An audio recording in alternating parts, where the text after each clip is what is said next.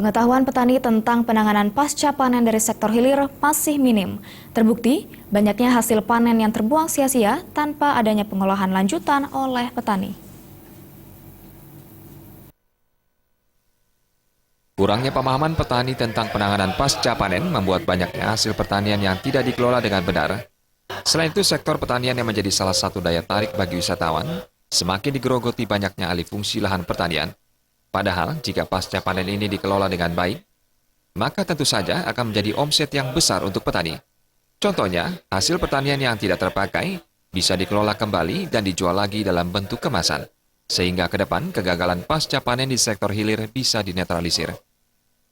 Selama ini mungkin produksi hasil pertanian itu sudah bisa ditingkatkan, tapi di sektor hilir, yaitu penanganan pasca panennya, itu sangat kurang sekali, sehingga banyak hasil panen itu yang terbuang atau menilai tambahnya itu menjadi hilang. Di daerah pariwisata ini memang hasil pertanian itu sangat dibutuhkan, cuman kalau selama ini yang dibutuhkan hotel tentu mempunyai standar kualitas yang tertentu.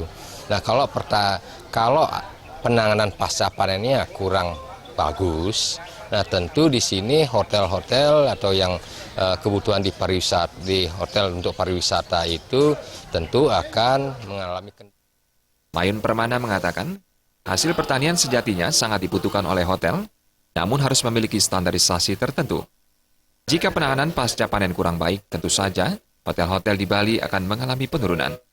Untuk itu, pihaknya menghimbau agar masalah pasca panen diperhatikan dan dikembangkan lagi sehingga ke depan akan semakin baik. Gede Kurniawan dan Sutardana, Bali TV.